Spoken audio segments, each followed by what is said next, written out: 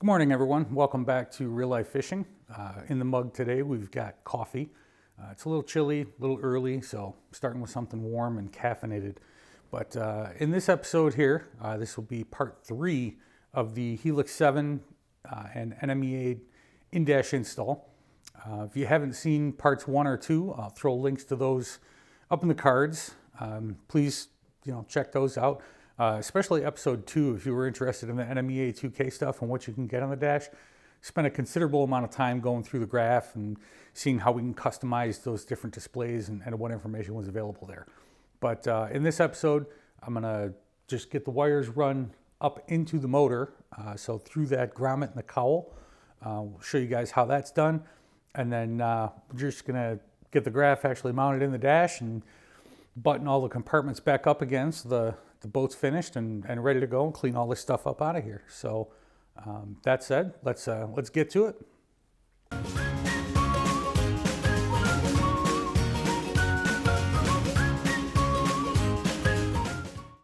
There's a zip tie on here. We need to remove that.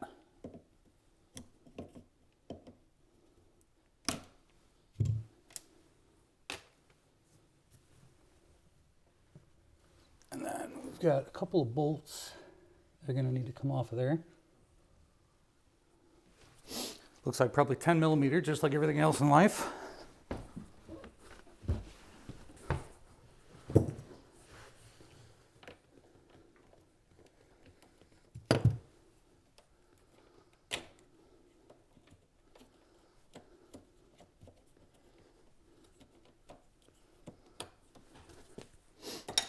So after we take off the zip tie, take off this plastic collar here.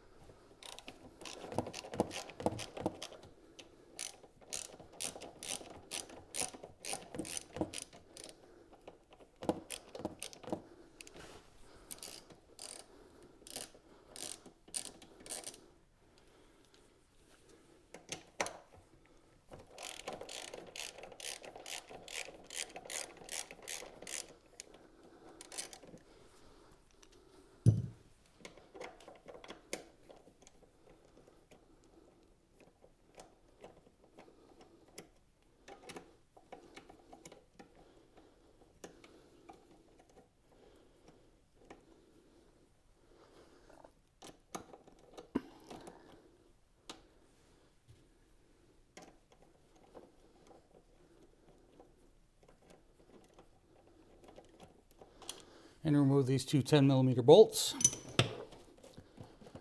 And then pull this out. Those two 10 millimeter bolts hold this metal bracket in that holds in the grommet.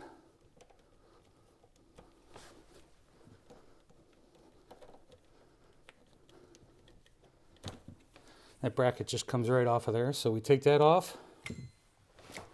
Then this grommet splits open and you can add wires to it as you need. We're going to add our NMEA cable to this.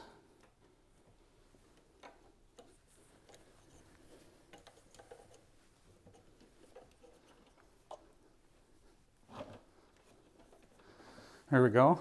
And then the connector for that is right up in the front of the motor. And it's only 2 wires.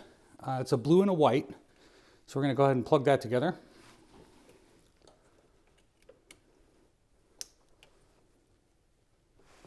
Then we'll go ahead and put this back together.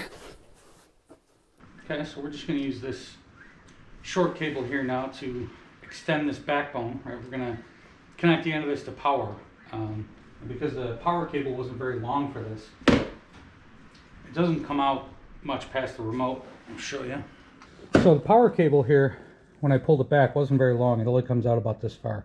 So what we're going to do is we're going to put a T on here, right? And this will be one end of our backbone. And so we'll have a terminator on one end, and then we're going to use a short cable to lengthen the backbone so in here, so we've got a little bit of room to work with. And I'll show you how that works. Okay, so there we go. All right, so here's our power connection. Here's the T starting the backbone with a terminator on one end, and then this is the short cable that we were using to connect the Humminbird before. So now we'll just use this. We'll put a T on this end, and we'll continue to build our backbone.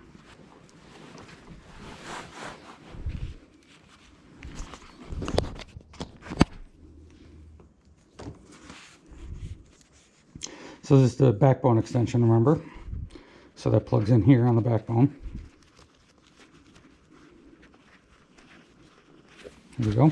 Here's our fuel management computer.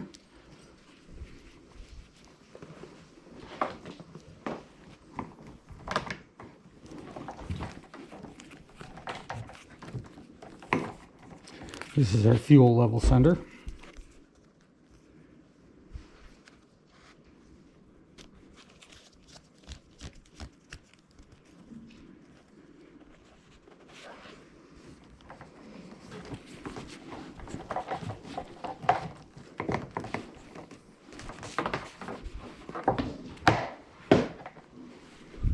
Here's our connection to the graph.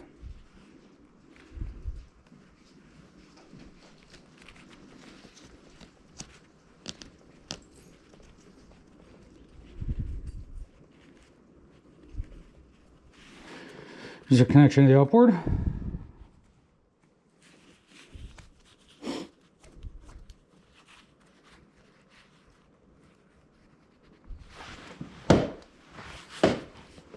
And then here's the 0.1.